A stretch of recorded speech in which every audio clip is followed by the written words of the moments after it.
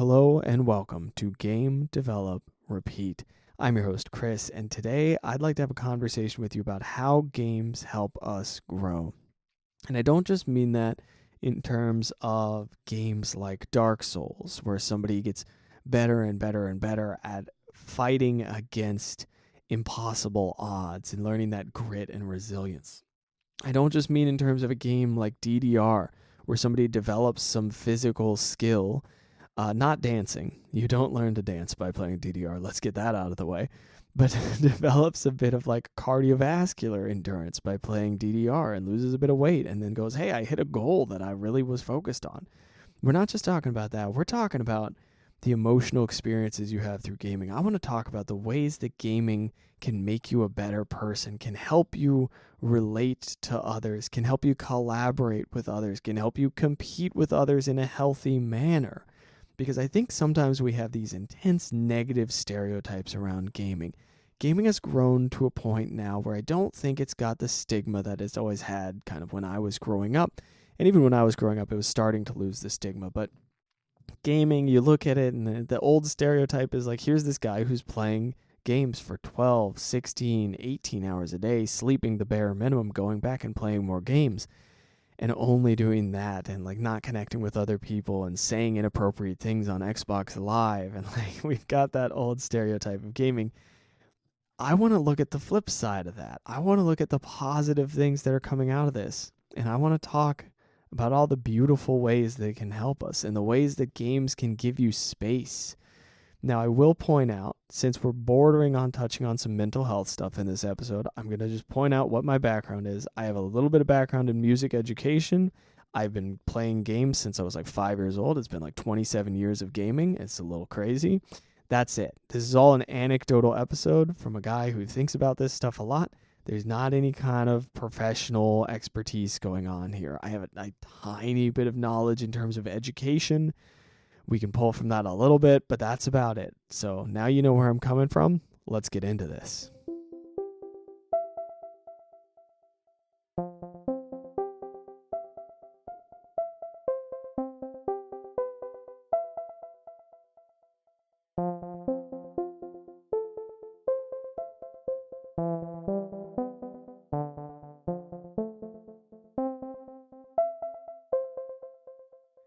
When you play a game, you're creating a space for yourself in which your actions have no real world consequences. And that is a beautiful thing. I am a big fan of this. Not because I want to run around in GTA 5 stealing cars and robbing banks and what have you. Not because I want to go be the Dovahkiin in Skyrim and shout at people and have them fly across the room and then have no repercussions for my actions. No, because I want to be able to explore and experiment in a no-risk environment. I think that's incredible. I think that's powerful. I think you can also step into the shoes of a different person and experience their entire emotional journey, right? It's like reading a novel, except you are inserting yourself so directly into this character's actions. You are literally controlling their movement. That is a tight emotional bond to that character. And if you think that that's not going to have some kind of impact on the way that you relate to people, I don't know. We're coming from a different place. I think that going into somebody's entire experience and personifying them and being that character has an impact and teaches you a little something about empathy, right? I think inherently, like on a subconscious level, there's just something about playing a game where you're stepping into another person's shoes that is like, I'm experimenting with this person's experiences. I'm experimenting with this person's entire frame of existence and every thing that they have interacted with and every experience that they've had and every challenge that they're having throughout this game. I am now experiencing it. I am now having some level of understanding of this different perspective. That's incredible. That's huge. And you can go in here and you can experience this with no real intense danger. There's some level of it'll have an emotional impact on you and you'll carry that into your real life, of course. Otherwise, it wouldn't do anything to you, right? there's some level of that, and there's some level of like, oh, maybe I'm not ready to play this game. This game seems a little too intense for me at this moment. Okay, cool. I'll bookmark it. Maybe I want to play it one day, but not today. Cool. Maybe maybe there's an element of a game that stresses you out, and then you end up being mean to other people around you. Don't play League of Legends. League of Legends made me an angry person for like months. Don't do it. Sorry, League of Legends. It's a bad game. It's not a bad game. It's a bad game for your mental health, in my opinion. That's just my opinion, right? It makes you angry. Unless you're on a team with people who you know, then it can be okay, you know? Anyway, not to get off on that tangent. There's another element of this. So yes, it creates space for you to experiment emotionally and experience other people's perspectives, and it creates this space for you to try different skills and maybe just be a little mischievous little devil. That's always fun, you know, that's just a good time. You're just having fun with it. It also creates a space for you to just be out of your life for a bit. And I'm not going to belabor this point too much. I say that. Here comes 10 minutes on this particular point. I always end up doing that. I'm like, I'm going to very briefly touch on this, and then boom, 10 minutes straight, one topic. Whoops. We'll try to keep this point a little short. But it's really important to be able to create space away from your life. For me, one of my favorite ways to do this is to go on a walk. I love that. I think at this point in my life, going on a walk is more valuable for me than playing a new exciting game or creating space in that way, because I'm doing a lot of digesting of like old experiences and stuff, and just going on a walk just like passively digests, if that makes any sense at all for me. But here's the point I'm making about playing a game. If you need space from something going on in your life, if there's some major thing that is going on that you are not ready to confront, if there's some chronic issue popping up that you need to be able to step away from for a little bit so that you can just have a little bit of relief from it, whatever these things are, if you don't like your living situation, if you've got something that's just driving you off the wall, you know, games can be a reprieve from that. Now, there's a danger in that, of course, but I do think that there is a value in it. And I think we have to acknowledge the value in it, right? I don't think we can just look at games as like this good, bad thing. I don't think we can look at gaming and go, oh no, gaming is this new dangerous thing, and if you're gaming too much, this is going to be a problem. And it's clearly not. It's clearly valuable. And maybe I'm biased because I want to make games, and I do make games, but I think that it's very clearly a way for people to cope that can be healthy and can be unhealthy. And now I want to touch on the element of it that can be unhealthy, because I don't want to be overly biased here.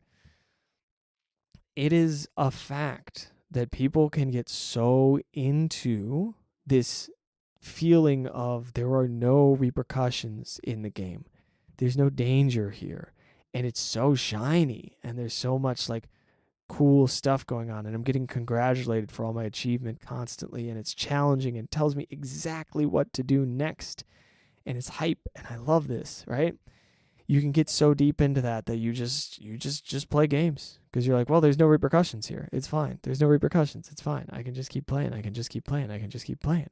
It's fine. There's no repercussions, except you're losing time, you know? And then one day there are repercussions because you've lost all this time. You've just been gaming. So there is that side of it, and that is a danger, for sure. I think that if you're using games to cope, it's good to be aware of that fact, you know? I think it's when we're completely unaware of it that it gets really dangerous, you know? That's what I think. But that's just my relatively uninformed perspective, just from having played games for a really long time. But sometimes you need a break. Sometimes you need to step away. Sometimes your own mind is the thing you need a break from, and the game can occupy you a little bit. But like, I would say if you're using games as a major coping thing, like, don't exclusively rely on that, you know? Because then the games, chances are you got into that because you love playing games. And then if you're only using them to cope for stuff, you're going to stop loving games. It's going to slowly make you not enjoy playing them. And it's not going to be great. because then you're just going to be playing all day to escape yourself rather than to enjoy the game. I have a couple other notes now. Emotions and indie games is the note that I have written for myself. I think, generally speaking, if I want a deep emotional experience in a game, I look at the indie stuff. If I am trying to learn something about myself emotionally, if I'm trying to go through some kind of interesting emotional journey, I don't look at like a big AAA game unless it's really, really good, right? There's some smash titles, but something like a Celeste, I've referenced Celeste before. Something like Hollow Knight, even. It's not like explicitly a super emotional game, but I feel like it takes you through a journey. I don't go to like games as a service is really what I'm trying to say. I think games as a service is like, okay, I'm looking for a challenge. But if you're trying to experience other people's perspectives and go through like an experience of sorrow and joy and all of these different things, I love an indie game for that because I feel like there's less like on the nose storytelling, and it more lets you inhabit the character. And maybe this is just bias. It's probably just bias. I'm sure there are AAA games that absolutely kill this. I just don't play that much AAA these days. That's all. And I have another comment to myself, a quick note about practical skills. So I do think there is some value in terms of just growing practical skills, right? I think there is some value in terms of like, okay, I'm playing this game and I'm getting better at this practical skill. I'm getting better at puzzles. I'm getting better at some logic thing. I'm getting better at some hand-eye coordination. I'm getting better at just being determined and sticking with something. Like that's a practical skill. Taking my time in fighting something and like approaching it from a different perspective, changing the way that I learn this game because it's a competitive game and I've been hard stuck on bronze for however many years. Yeah, we're talking about League again. And going, maybe it is my fault. And then having that perspective shift and going, oh, maybe this applies to other elements of my life too. That exists. That all exists. And then the last point that I want to say is there's an element of whenever you learn something in a game, whenever you pull something out of a game, whenever you have an important experience in a game, there's an intentional thing that you can do. You can say, I have really learned a lot from this game. I'm going to apply it to reality. You can take the training wheels off a little bit. You can go, man, this game made me feel so sad. And I'm okay with that. And I feel good after having processed how sad this game made me feel. And then next time that you're in reality and you're not feeling great, maybe you don't have to give in to like an instinct to push it away. Maybe you can lean into it. Maybe you can go, okay, you know what? I kind of enjoyed feeling sad after I finished playing that game. Maybe I lean into it here. I can take the training wheels off here. I can apply a lesson I learned in game to my real life. And I know that seems absurd to some degree, to at least some of you, right? I know it seems crazy to go, oh yeah, I learned about my own emotions from a video game and now I'm going to apply it to my real life. But that's kind of what we do, man. Like, it's storytelling. We're learning from stories. And I think sometimes we like infantilize video games. Maybe this is just me. Maybe it's because of like the time period that I grew up in. Like maybe now that games are more popular, this isn't as much of a thing. But I think we can look at a game and be like, oh, you're going to learn from a game? Yeah, you're going to learn from a game, man. Is that a problem? You got an issue with that? It makes sense. We learn from games. We learn from books. We learn from stories. We learn from movies. What do you think we're doing every time we watch a movie? A movie is designed to subtly, emotionally manipulate us, sometimes not so subtly, by the way.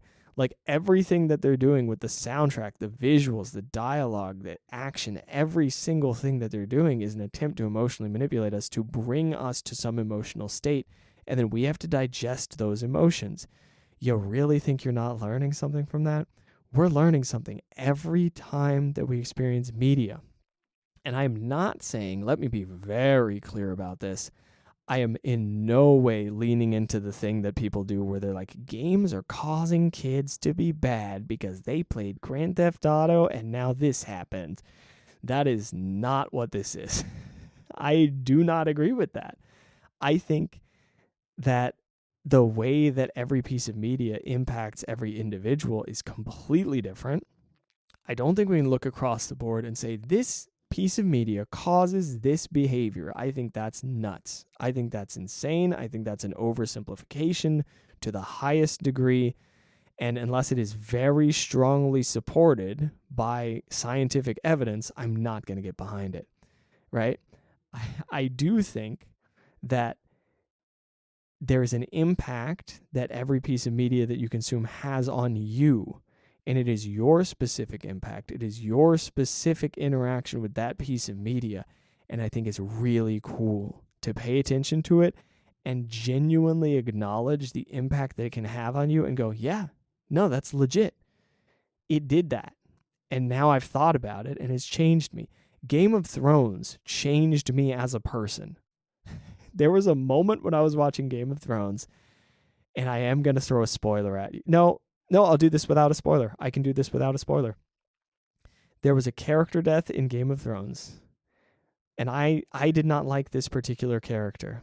And when this character died, a horrific death, by the way, very unpleasant death, I felt joy. I was so happy.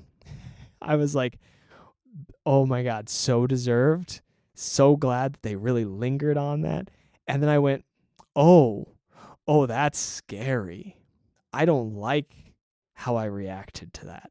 I don't like that I saw this horrible thing happen to another human and had that reaction to it, right? And I saw like this little dark part of myself, and I saw that, and I got to experience that and see this and go, oh, that's a scary part of me. There are times when I can go, that horrible thing that happened to somebody is justified, and that's awful. But Game of Thrones showed me that, and I went, that's really important to know about myself. Because now that I've seen that from a piece of media, I can pay attention, and if I feel that feeling again, I can go, wait. That person is still like, this is not a good feeling. That person's still human. That's not like you should never really feel that way about somebody else. Should is a weird word to use here. But like, let's investigate this because you're feeling way too righteous about this. And that means you're probably blinded to somebody's humanity. Media can affect us and we can learn from it. That's the point I'm making. Okay, now let's go in to how we can think about this as game developers. And the interesting thing about this is going to be that I don't think we need to think about it that much. But let's get into that.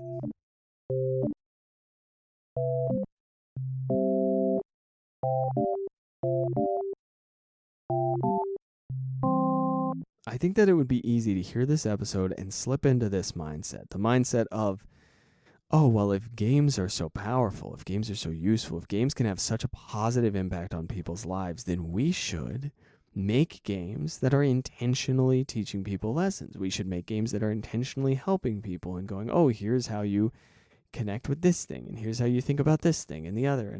And like, we should focus on teaching a lesson through our games.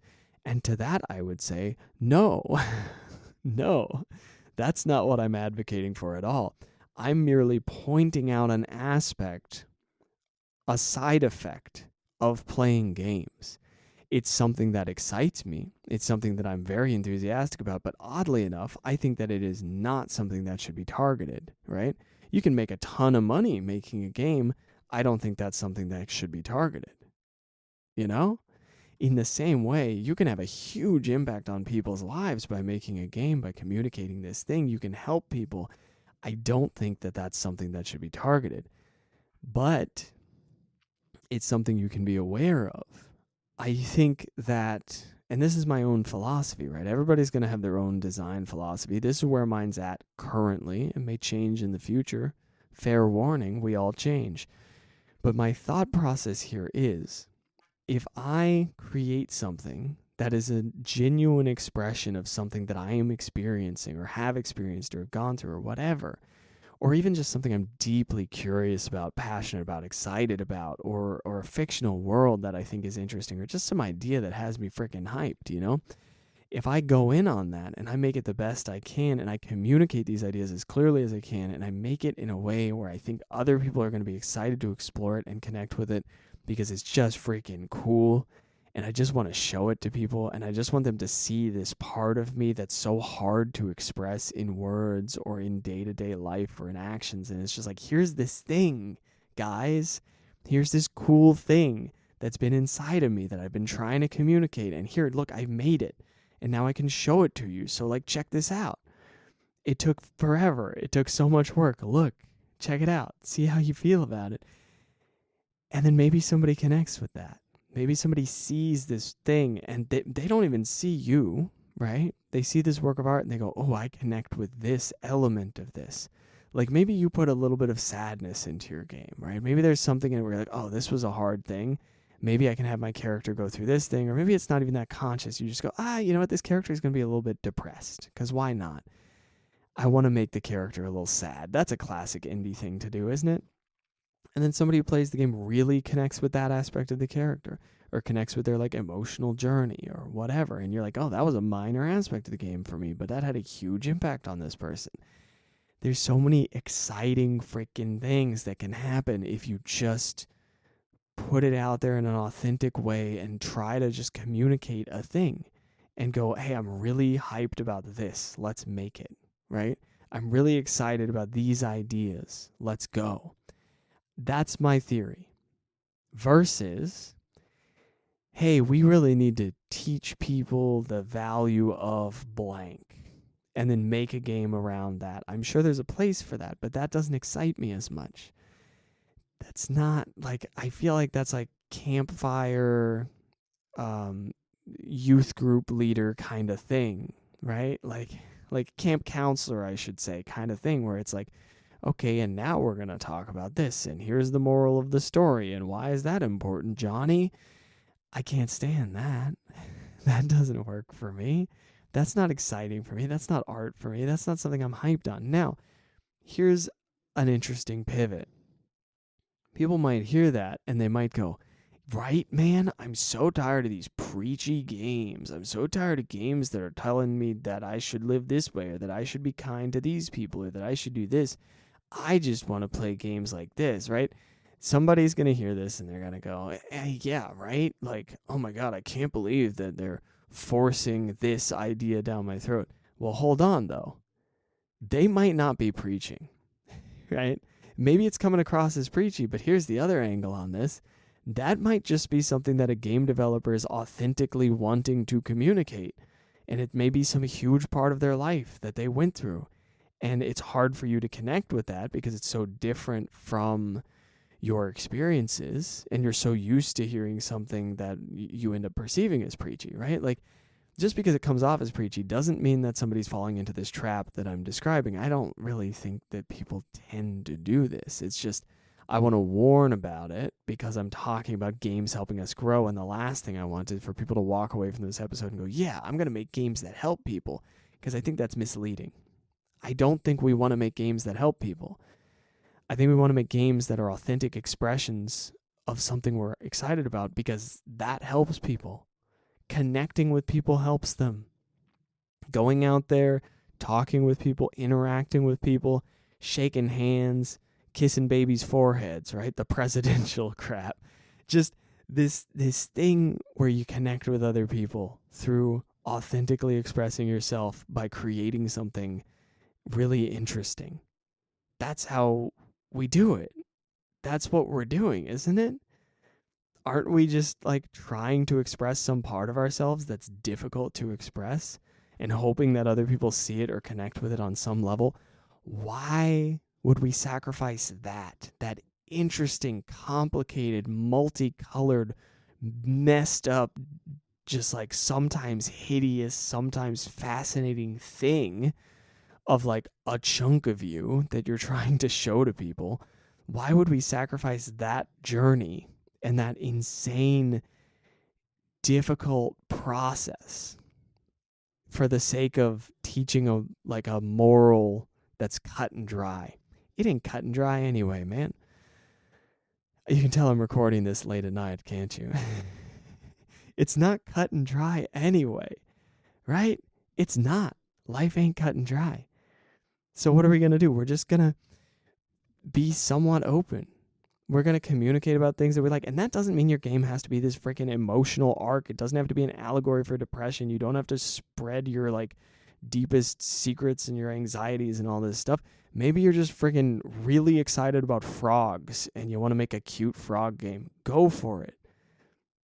It doesn't have to be your magnum opus. We don't got to put a bunch of weight on this, you know? I just want to make sure that I express the fact that like this is a cool thing that games do. Sometimes a game has a heavy impact on somebody. And sometimes your game about frogs is just going to let somebody go, I can relax. Today was awful at work. I really wanted to hit a customer, and I didn't. And I'm proud of myself for that, because I would have been in jail if I had given in to it. But boy, that customer would have deserved it, right? And then you go, it's going to be really nice to play that game about frogs, because those frogs are really cute, and that's going to help me relax. And like, that's really nice too. All right, let's wrap this thing up before I pass out in front of the mic. It is like way too late for me to be recording an episode. Pardon the ranting and all of that. Next episode will be slightly more sane, I promise. Maybe, probably.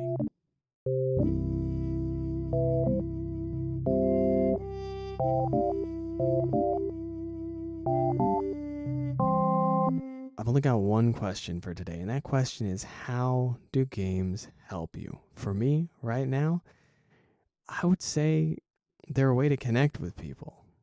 For a long time, games were a way for me to disappear from life a bit, for me to numb out, for me to go, I don't need to worry about all these problems coming up in the future, and to kind of avoid my own anxieties and worries and all of this stuff, which were significant. Now, they're a way to connect with the community. I only really play games on stream now. I play like 6 hours a week on stream. That's about it. I've been enjoying it. It's really nice. And they also help me explore different ideas. And I want to play some more weird games. I'm in platformer mode right now, but I want to get out there and experience some other titles that I haven't played in a while, and that'll be nice. But mostly they help me by giving me a way to connect with people and giving me some stuff to think about. And of course, making them is great fun, and I'm enjoying them. They're a great creative outlet for me, and they give me, odd to say, but they give me hope for the future. I really enjoy the fact that working on all of this stuff gives me this momentum and has me go, hey, you know what? This is a good going path. This is a strong path. I'm enjoying the development, the community connection. There's all these things I'm getting out of it. That's exciting. That can grow into something really cool, and I'm hoping that it does. So, yeah. That's how they help me. How do they help you? How do games help you? It can be small. It can be big. But think about it a little bit, It's nice to know. And then I've got my tip for myself, as always. My tip for myself is to start experimenting a little more. I think I'm ready to run a couple experiments. I kind of want to do some video content. I keep thinking about that, and I'm like, maybe I can... I need to just dip my toes in, figure it out. I don't need to post anything. I need to just try it and see if I like it. Because I keep having these video ideas for YouTube, and I'm like, that could be good. That might be a better way to express certain ideas. Like maybe I do a little script instead of this off-the-cuff improv stuff, Could be nice. So I'll look into that. Let's wrap this up. Let me give you the quick ways to connect with me. I've got the Discord. I've got the email. Discord link is beneath the episode. The email is anxiousbuddhagames@gmail.com. If you leave a YouTube comment, now that these are posted on YouTube, just so you know, I'm not going to see it for weeks, but I will try to log in occasionally and check those out. But we got the Discord. We've got the Twitch, Monday, Wednesday, Friday, 2 p.m. Eastern. That's really the best way, is to get on Twitch and chat us up and join in on the community, that or the Discord. Okay. That's everything. I've rambled long enough for you. I hope you are having a good week. I hope this post's day after Father's Day. I hope you had a good Father's Day. If you're a father, congratulations. Hope it was great. Hope you got a little bit of time to yourself. I know that can be a little bit of a struggle. And that's everything for this week. So get out there, make some stuff, and have fun with it. I will see you in the next one. Bye-bye.